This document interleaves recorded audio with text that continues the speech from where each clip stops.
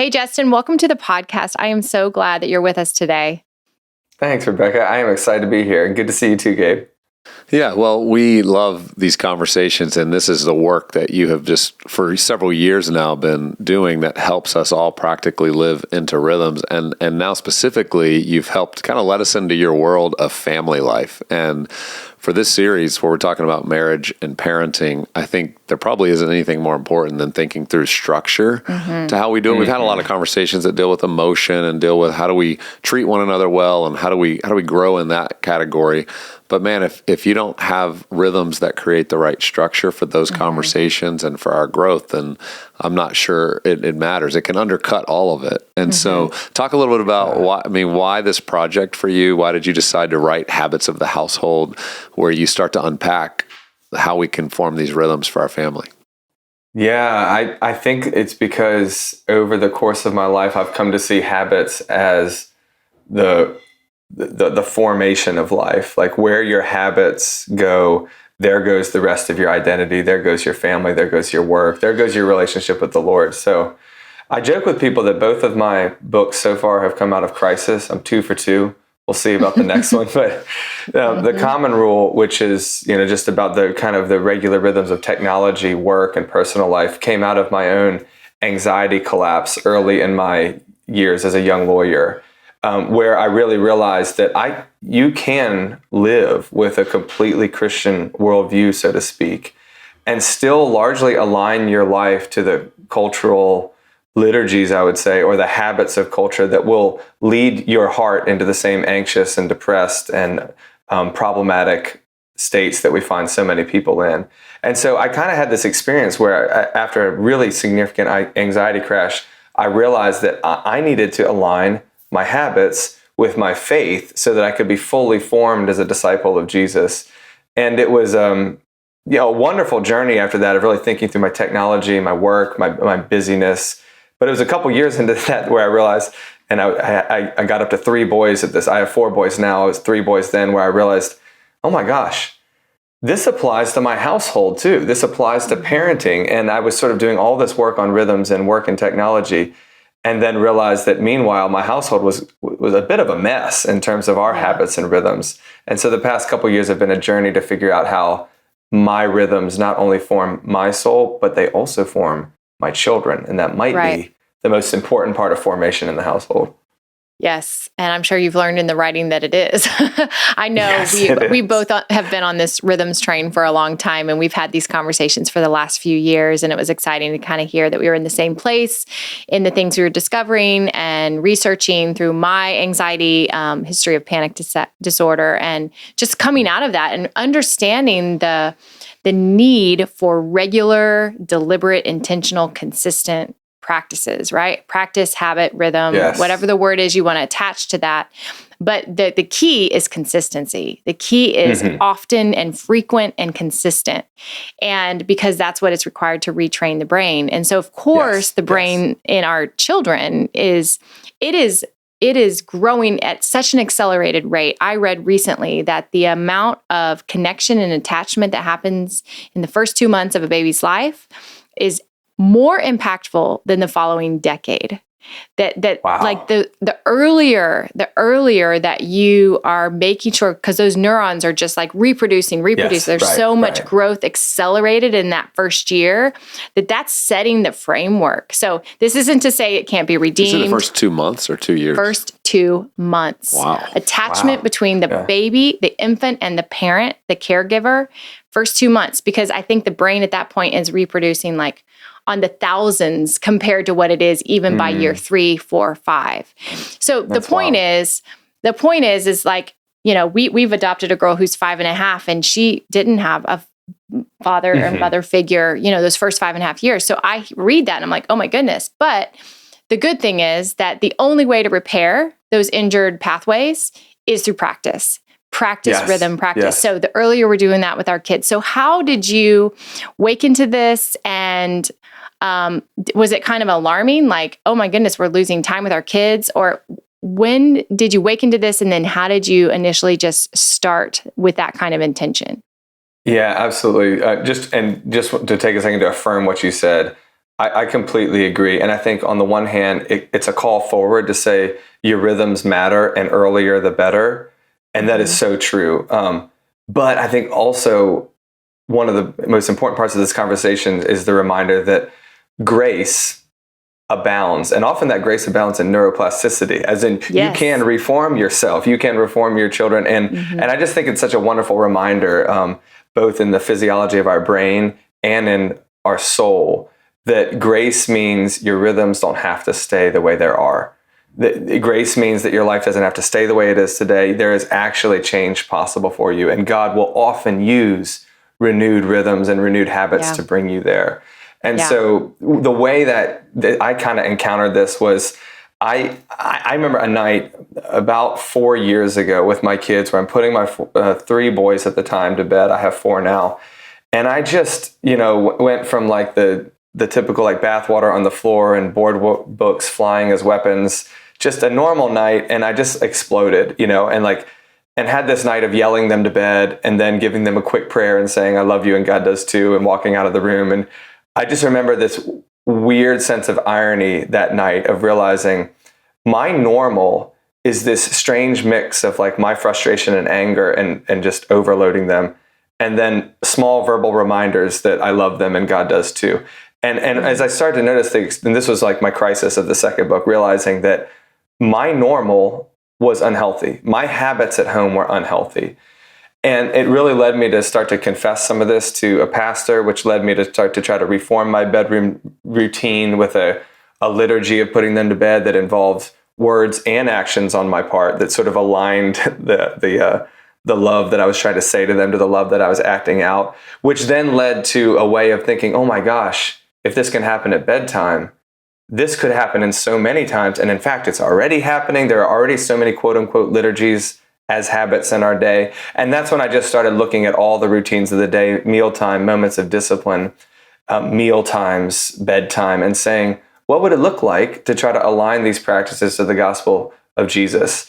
And it's been so fun. Like it is not a burden to rethink all your habits of the household.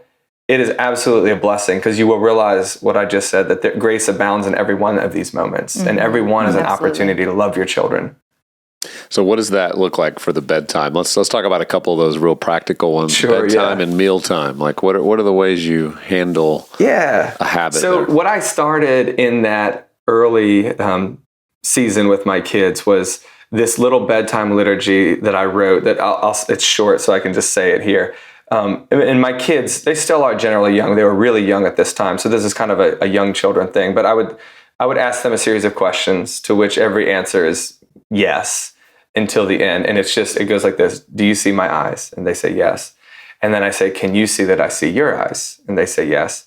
And then I say, do you know that I love you? They say yes. And I say, do you know that I love you no matter what bad things you do? They say yes. Do you know that I love you no matter what good things you do? And they say yes. And then I end with, and who else loves you like that? And they say, God does. And then I tell them they can rest in that love. And, keep in mind, with a 3 or 5-year-old boy, I mean, this is like not sentimental and sweet most nights. There's especially at the beginning, there's questions about the eyes, and they're poking my eyes and trying to figure all this out and what we're doing.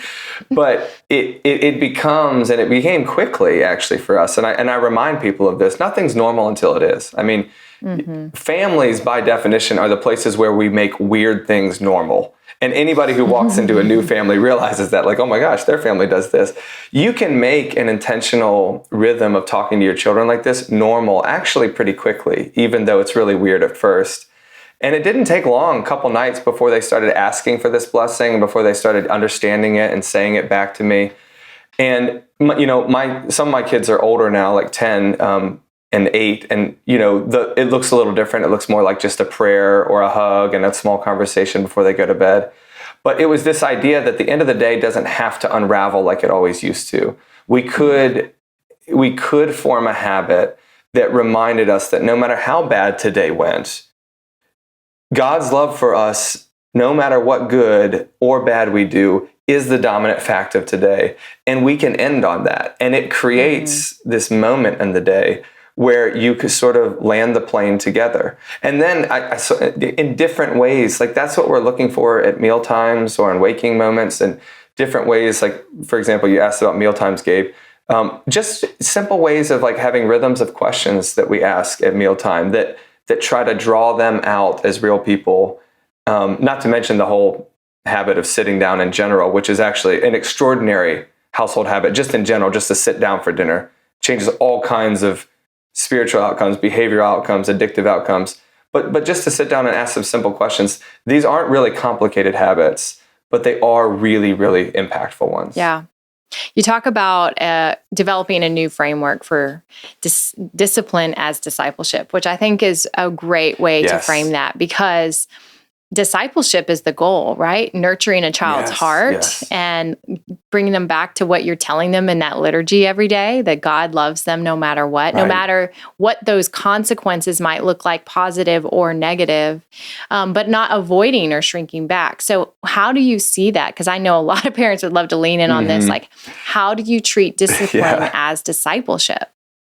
That's a really big one for me. And actually, because it deals with the realm of we live together as sinners, this also bleeds into marriage a little bit. So maybe we can go there. But with the children, one of, I feel like, the great goals of a parent is to move from discipline as shame or behavior management to discipline as discipleship, where you're really thinking about calling them and their heart forward towards Christ rather than just asserting your control over their behavior, which, by the way, is way easier to do. It's way easier to control behavior than to disciple a child. So some of the habits that I use to do this now, which, as my claim with habits will always be, like, they sound small, but they are disproportionately impactful. So one of them is what I call pause prayers before I enter a moment of discipline, which might be as simple as help, Lord, or have mercy. You know, these don't have to be complicated. I think it was Anne Lamott that said the three most powerful prayers are help, wow, and thanks, you know, like these one word cries.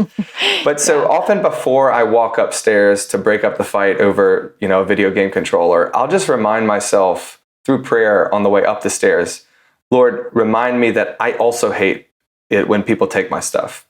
Or I also hate it when people interrupt me, which is happening right now.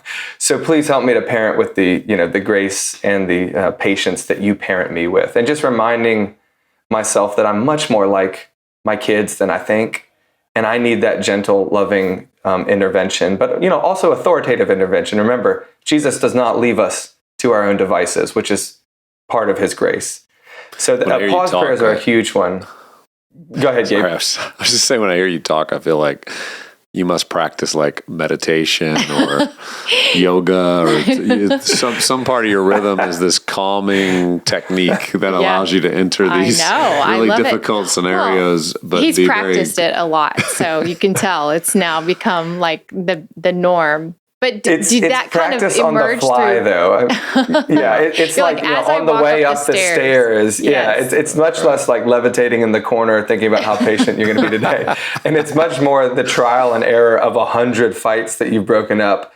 And reminding yourself of almost what seems the theme of the conversation, of that, you know, grace and habit means like you don't have to yell the same way today that you did yesterday. You can break up the fight differently. And then a huge one is our what we call habits of reconciliation at the end, where for the little boys, and this certainly applies across gender, but we have a thing called the brother's hug, where after a fight, it's not enough just to grimace and say sorry and grimace and say, I forgive you. Though those are important, you know. The mouth leads the heart, so we do say those things, but we try to end with this thing called the brother's hug, where they have to hug each other until they either smile or laugh or start tickling or wrestling again. And it's just one of those reminders that reconciliation is a key part of discipleship. I mean, it's a key part of our salvation, right? And so we're not really done with a moment of discipline until we can smile or laugh or hug again. And this goes for me and them. It goes for them together. And then also like bleeding into marriage. I mean, Lauren and I have to practice this stuff. We have to practice our own form of reconciliation all the time because, you know, and I'll close the idea on discipline with this, is the question of a household is not whether you're going to hurt each other, right? that's a given. The question of a household is whether you're going to reconcile, forgive, and continue to love each other. Yeah, and that's not a given, but that is a grace. And so that's what we're looking for, habits that guide us out of that bitterness and coldness that can happen in families and into that warmth of reconciliation that God has invited us into. Yeah. And there is science behind holding a hug for about 8 seconds. There is, yes. Yes, that it releases that oxytocin that says that there's that connection and belonging. And, that was hard in 2020 when people couldn't have contact with people outside of maybe like whoever they were in lockdown with. And I think people felt that in their bones, right? Just that alienation and isolation of like just the power of physical touch. I love that you kind of bring it full circle, right? You're like trying to calm yourself down on the way up and making sure you handle it right. And then also letting them, in the end, making sure they're leaving physically embodied and present through a hug. Mm-hmm. You talk about the age chart that is important to develop in your family, to be intentional about how you're shaping and interacting with your children. And I'm sure people listening have children all the way like we do, from very young and elementary school all the way up to high school, college. Mm-hmm. What are some of those, the way you see that development working? What are some of the themes that parents should be paying attention to as kids go through these different stages and how to be intentional? Yeah, it's funny. I fell upon this intentional idea of the age chart quite accidentally. I was randomly in a coffee shop one day on a break from client emails, and I just had this thought, like, how old am I going to be when Whit is 16 and Whit is my oldest? And then I wrote that out and then realized I need to know this for all of them. And I ended up 5 minutes later with this age chart that was just me and Lauren's ages on one line and then their ages on the other lines. And as you can imagine, you get intimidated pretty quick. You're like, oh my gosh, I'm growing older than I thought, and they're going to grow older faster than I thought. But what was really neat was that this exercise, and I encourage people to do it now, it really helps you all of a sudden see your life together at a glimpse and sort of pulls you out of the stage you are, which if you're a young parent, you're all diapers and preschool trips. And if you're an adolescent parent, you're all, soccer commutes and these tough schedules for high schoolers. And so no matter where we are, we need this help to draw out of our just moment and look at the big picture of what we're doing, which is such a helpful reminder. That, in the end, we're trying to form friends out of families and leave these legacies of love. And so it really helped me to look through and say, you know what? Yes, I'm spending a lot of time in the discipline habits right now, but pretty soon I'm going to really need to start thinking about the conversation habits. And then after that, I'm really going to start to need to be thinking about the habits of friendship and sort of connecting and teaching them about marriage and relationships. And it far from making me worry about like, oh no, they're growing old so fast. Looking at the age chart for me just gets me excited about the high calling that it is to be a parent. That, you're in diapers now, but you are going to send a lover of God and neighbor out into the world in just a few short years. And what a glorious task. And that's what kind of reminds you, okay, work on the habits now, because this is a big, big venture that we're doing together. I know we've spent a lot of time on parenting, but I would like to, before we go, address marriage a little more directly, especially in the formation of habits for a whole household, because we know that what you do, your kids are watching and they're observing, and they're also equipping you to be better parents, right? So what were some of the non-negotiables that you decided when you started to study, like of all the things we can incorporate on a very consistent in a very consistent way? What has been one of the top couple beneficial ones that is really, you've seen now over a few years, has had the most exponential impact in your marriage?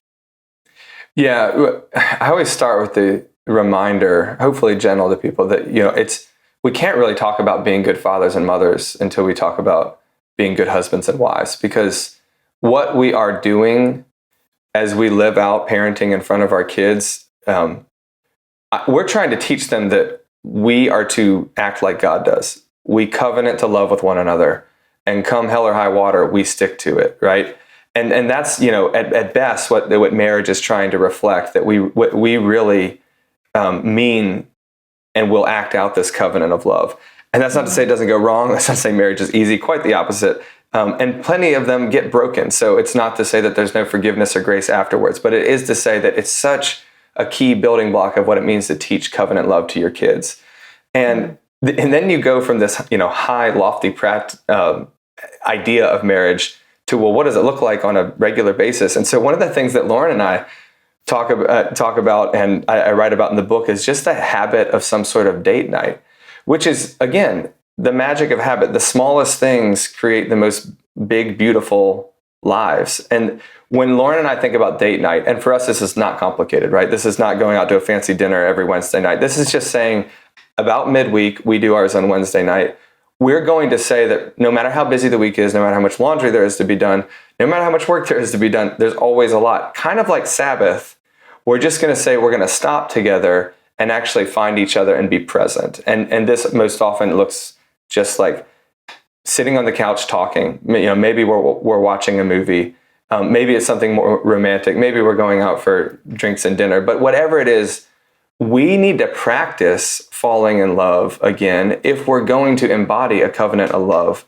And it really does take practice. I mean, we need to work on it, find each other again, see where the other is. And so I could talk about a lot of small habits of marriage, but that's the one, that weekly practice of finding each other again. That's the one where I feel like we're reflecting God's covenant of love, the way that he comes to us and is always coming back to find us and forgive us. That's the one that I feel like makes the biggest difference in our family. No, I love that proactive part. Now I'm going to ask you a little more of a hot button question of, sure. So what's a habit that you've had to incorporate in reaction, right? In maybe a moment of conflict in marriage or a tension, you're both embracing a tension. And that, I think, is where the breakdown begins. Like when we are just focusing on proactive, it's like, yeah, good, we did a good job. But then when we're caught in some moment of being triggered or something just reacts in a certain way, what is a habit that you guys have learned so that conflict comes sooner, repentance, forgiveness, all those things make room for that, just through a way of approaching it? Well, I got a good answer, and it's actually very recent, so you can know it's real. My wife has mastered this habit, and that is actually saying what she did out loud and asking forgiveness for it.